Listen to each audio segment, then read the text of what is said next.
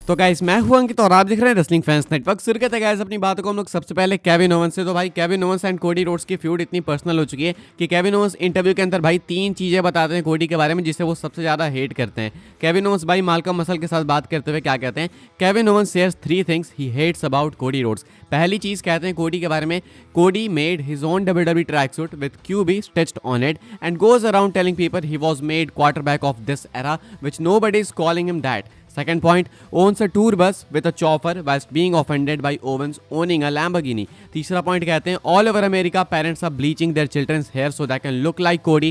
Points out how the chemicals are not good for them and as such is promoting an unhealthy habit. Owens says so this is being done against the kids' wills. तो कहना है Kevin Owens का कि ये 3 चीज़ें जिससे वो सबसे ज़्यादा हेट करते हैं कोडी में। कहते हैं कि कोडी ने भाई QB ट्रैक सूट अपना बनाया, QB यानी कि क्वार्टरबैक।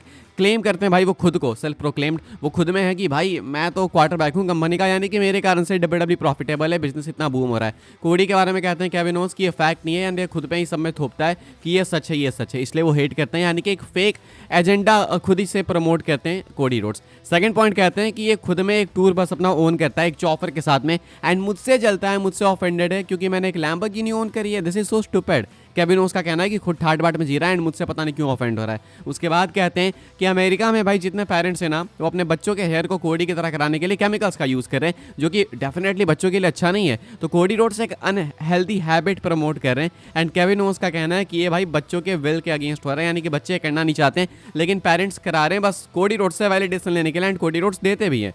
देखो बात गलत नहीं है भाई, क्वार्टरबैक वाली बात से भी मैं अग्री करूंगा बिकॉज रोमन रेंस के कारण WWE इतनी प्रॉफिटेबल है। हम सबको मालूम है पैंडेमिक से पहले WWE का क्या हाल था एंड पैंडेमिक के बाद वो ट्राइबल चीफ वाला कैरेक्टर आया, पैंडेमिक के बीच में ही आया था लेकिन वो रोमन के कारण ही प्रॉफिटेबल हुई। वो जो रेसलमेनिया 38 में उतने सारे लोग आए थे वो रोमन एंड ब्रॉक के कारण ही आए थे, वहाँ पे कोडी का रिटर्न हुआ था। तो डेफिनेटली भाई क्वार्टरबैक अगर कोई है तो वो रोमन रेंस है, कोडी नहीं है। उसके बाद वो सेकंड पॉइंट तो काफ़ी फनी था भाई चॉफर वाला, लेकिन थर्ड पॉइंट ये बच्चों वाली बात टू बी ऑनेस्ट देखो तो ऐसे हंसी में भी ले लेंगे लोग, लेकिन मजाक मजाक में एक बहुत सच्ची बात कह दी है केविन ओवेंस ने। मैं ये बालों की बात नहीं करूंगा लेकिन मैं बात करूंगा टैटू की। मैं देखता हूं भाई कि लोग इतने टैटूज कराते हैं कोडी रोड्स के, इवन मैं किसी का नाम नहीं लूंगा भाई, मुझे किसी सब्सक्राइबर ने एक टैटू करा के कोडी का फोटो भेजा। मैं शौक था भाई कि रियल टैटू या फिर टेम्पररी है, उसने बोला रियल। अब आई डोंट नो भाई वो रियल था या टेम्पररी था, लेकिन आई होप भाई अगर आप वीडियो देख रहे हो तो मैं तो होप करूँगा कि वो वाला टैटू ना है जो परमानेंट हो। वो अगर है तो भाई बहुत बड़ी मिस्टेक है बिकॉज वो टैटू समझ रहे हो भाई, वो गर्दन पे उतना बड़ा टैटू खुद कोडी रिग्रेट करते थे उस चीज़ को, तो फैंस क्यों करा रहे हैं, उसके बाद फैंस कराते हैं तो कोडी उस चीज़ को अप्रिशिएट क्यों करते हैं, वो चीज़ मुझे कभी समझ नहीं आई। तो परमानेंट टैटू भाई ऐसे ना ही कराए लोग तो अच्छा है। फिलहाल केविन ओवेंस एक्चुअली में देखो तो भाई वैलिड प्रॉब्लम्स रेज कर रहे हैं। आप क्या सोचते हो कमेंट करके बताना। ये है भाई 3 मैसिव रीजंस जिस कारण से केविन ओवेंस कोडी रोड्स को हेट करते हैं। आगे बढ़ते हैं भाई, हम लोग बात करते हैं अगली स्टोरी के बारे में जो कि रे फिनिक्स को लेकर। तो भाई रे फिनिक्स की कंट्रोवर्सी आपको मालूम है, मैं कवर कर रहा हूँ इस चीज़ को लेकर, जो भी भाई अपडेट आ रही है सब कुछ मैं आपको बता रहा हूँ चैनल के ऊपर। तो अभी करेंटली रे फिनिक्स को लेकर क्या कहानी है भाई, रे फिनिक्स ने कई सारे ट्वीट्स किए थे AEW के अगेंस्ट। AEW को मेंशन नहीं किया था लेकिन सबको मालूम है भाई वो किसकी बात कर रहे थे किसकी नहीं।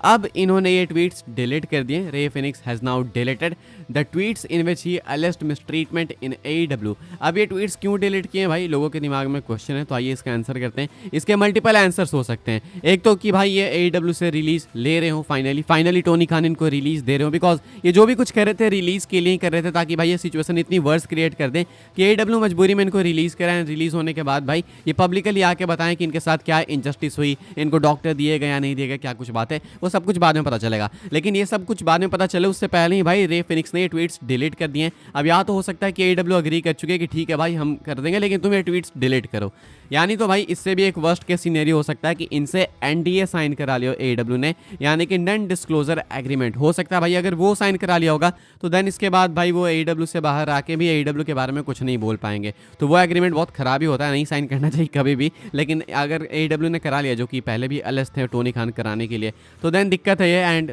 उसके बाद रे फिनिक्स पब्लिकली कुछ रिवील नहीं कर पाएंगे। या तो भाई तीसरी सिचुएशन जो कि और खराब हो सकती है, लेकिन ये रे फिनिक्स के लिए वो ये है कि रे फिनिक्स शायद झूठ बोल रहा हूँ, शायद रे फिनिक्स बस हाइप में आने के लिए बोल रहा हूँ, या फिर बस जबरदस्ती सिचुएशन को वर्स करने के लिए, टोनी की इमेज को गिराने के लिए, वेंजेंस लेने के लिए ऐसे ट्वीट्स कर रहा हूँ। अब ऐसा कहना था फाइटफुल का कि भाई AEW वालों ने ऐसा क्लेम किया कि उन्होंने डॉक्टर दिया था लेकिन इन्होंने डॉक्टर के साथ ही कोई प्रॉब्लम कर रही थी अपनी क्रिएट। तो ऐसे में कौन सच बोल रहा है कौन झूठ बोल रहा है वो तो नहीं पता चलेगा। एंड स्पेशली भाई अगर NDA साइन करा लिया होगा टोनी खान ने तो वो तो और नहीं पता चलेगा। लेकिन अभी फिलहाल भाई कहानी दोनों तरफ से मैं बोलूँगा बैलेंस्ड ही है, किसी को नहीं कह सकते आप कि ये सही बोल रहे हैं या फिर वो सही बोल रहे हैं। देखना आगे क्या होता है, आगे कुछ होगा तो मैं आपको बताऊंगा। लेकिन कुछ हो जाए ना हो भाई, एक चीज़ पक्की है कि ये AEW से बहुत ही जल्दी निकलेंगे। अब या तो NDA साइन करके निकलेंगे, नहीं तो बिना NDA साइन किए निकलेंगे। NDA साइन करके निकलेंगे तो उसके बाद कुछ नहीं पता चलेगा, NDA साइन किए बिना निकलेंगे तो देन उसके बाद काफ़ी कुछ पोल खुलने वाली है। आगे बढ़ते हैं भाई, हम लोग बात करते हैं फिनोमिनल 1 AJ स्टाइल्स के बारे में। तो जैसे मैंने आपको बोला था भाई कि AJ स्टाइल्स को लेके मेरे पास एक हल्की सी अपडेट थी, जो कि मैं ज़्यादा श्योर नहीं था उसको लेके, लेकिन मैंने आपको फिर भी वो न्यूज़ बताई थी कि AJ स्टाइल्स शायद इस साल तक तो बाहर ही होने वाले हैं। रेसलमेनिया के लिए आ जाए तो बहुत अच्छी बात होगी, लेकिन अभी AJ स्टाइल्स बाहर ही होने वाले हैं। सेम कहना है डॉक्टर क्रिस फेदरस्टोन का। इनसे भाई किसी फैन ने क्वेश्चन पूछा AJ स्टाइल्स के रिटर्न के बारे में, तो कहते हैं thanks, I was inform not to expect him on TV for the reminder of the year. इनका कहना है कि इनके सोर्सेस ने इनको इन्फॉर्म करा कि AJ स्टाइल्स को आपको एक्सपेक्ट नहीं करना चाहिए एटलीस्ट इस साल के एंड तक, यानी कि बस दिसंबर खत्म ही होने वाला है, मतलब चालू हुआ तो खत्म ही हो जाएगा, 2024 खत्म होगा। तो ऐसे में आपको इस महीने तो AJ स्टाइल्स को एक्सपेक्ट नहीं करना चाहिए मेरे अकॉर्डिंग। अगर इस महीने नहीं आएंगे भाई तो जनवरी में भी नहीं आएंगे, इसके बाद सीधा मुझे लगता है वो रंबल में आएंगे। अगर भाई लक अच्छा हुआ तो रेसलमेनिया में वो कम्पीट करेंगे। तो ये कुछ है AJ स्टाइल्स को लेकर अपडेट। आगे बढ़ते हैं भाई, हम लोग बात करते हैं अगली स्टोरी के बारे में, जो कि रॉयल रंबल को लेके, रंबल के टिकट सेल्स को लेकर क्या अपडेट है मैं आपको बताता हूँ भाई। अगला मैसिव इवेंट है ये PLE है WWE का, एंड यहाँ पे भाई अवेलेबल टिकट्स हैं 5640, सेटअप कैपेसिटी 51,684 हो चुके हैं भाई, डिस्ट्रीब्यूट 46,044 टिकट्स। पिछले 9 दिनों में WWE ने 960 टिकट्स बेचे हैं, यानी कि ऑन एवरेज मान के चलो तो भाई 900 कुछ ऐसे टिकट्स इन्होंने बेचे हैं पिछले 9 दिन में, तो लगभग 100 टिकट्स पर डे ये बेच रहे हैं। ये डेफिनेटली एक सोल्ड आउट इवेंट होगा, इसमें कोई डाउट नहीं है। फिलहाल बस 5,640 टिकट्स बचे हैं एंड 51,600 लोग बैठ सकते हैं, जिससे WWE ईजिली बढ़ा के 60,000 अनाउंस कर देगी। तो ये कुछ अपडेट भाई रॉयल रंबल को लेके। आखिरी अपडेट हम लोग कवर कर लेते हैं, जो कि गोल्डबर्ग को लेके। पिछली वीडियो में भी मैंने भाई एक अपडेट कवर करी है गोल्डबर्ग को लेके। बाय द वे पिछली वीडियो में तो भाई बहुत सारी मैसिव अपडेट्स हैं। अभी एक और अपडेट है कि गोल्डबर्ग कब अपीयर हो सकते हैं WWE स्क्रीन पे, वो मैं आपको बताता हूँ। वाइपर रिपोर्ट की रिपोर्ट है, कहा जा रहा है Goldberg is set to return to the WWE in the early stages of 2025. It appears he will return to wrestle 1 or 2 matches before riding off into the sunset once and for all. Originally WWE was interested in a Goldberg versus Gunther match that may have moved away from that idea now. Viper reports का कहना है कि Goldberg scheduled है कि वो WWE में early stages में आ जाएंगे 2025 में, यानी कि जनवरी में ही आपको देखने को मिल जाएंगे, नहीं तो फरवरी स्टार्टिंग में, यानी कि रंबल में, यानी कि कभी भी आ जाएंगे भाई अब दिसंबर खत्म होने के बाद। कहा जा रहा है कि एक या 2 मैचेस रसल कर सकते हैं, जो कि पिछले वीडियो में भी मैंने अपडेट कवर करी है, रसल वोट्स की अपडेट थी। इसके बाद कहा जा रहा है कि WWE भाई ओरिजिनली प्लान कर रही थी गोल्डबर्ग एंड गुंथर का एक मैच, लेकिन अब शायद WWE इस वाले आइडिया के साथ आगे नहीं जाने वाले, यानी कि गोल्डबर्ग एंड गुंथर के मैच के आइडिया को इन्होंने ड्रॉप कर दिया है। अगर ये आइडिया ड्रॉप हो गया तो बैड ब्लड वाला इंटरेक्शन कोई सेंस नहीं बनाएगा, अभी कंफर्म नहीं कह सकते हैं, लेकिन यहाँ पे शायद कहा जा रहा है। तो फिलहाल भाई गोल्डबर्ग आपको दिसंबर के बाद WWE के अंदर कभी भी देखने को मिल सकते हैं, एंड ये चीज़ भाई और भी ज़्यादा गारंटी करती है कि रेसलमेनिया में गोल्डबर्ग का मैच होने वाला है। किसके अगेंस्ट आप देखना चाहोगे मैच गोल्डबर्ग का, अगर वो गुंथर के अगेंस्ट नहीं होता है तो, एंड अगर 2 मैचेस हो रहे हैं तो वो दोनों किसके अगेंस्ट होने चाहिए, अलग अलग या फिर किसी एक के साथ ही, सब कुछ कमेंट करके बताना भाई। फिलहाल इस वाली वीडियो के लिए सारी अपडेट्स थी। आई होप आपको इन्फॉर्मेशन मिले तो वीडियो को लाइक करें, शेयर करें, सब्सक्राइब करें चैनल को, ताकि आने वाले टाइम के अंदर आपको और भी सही WWE की news updates time to time जानने को मिलते रहे। फॉलो कर सकते हैं आप लोग मुझे इंस्टाग्राम एंड ट्विटर पर, लिंक आपको मिल जाएगा डिस्क्रिप्शन में। ज्वाइन कर सकते हैं व्हाट्सएप चैनल को, उसके भी लिंक डिस्क्रिप्शन में। मिलूंगा मैं आपसे अगली वीडियो में, तब तक के लिए goodbye, thanks for watching.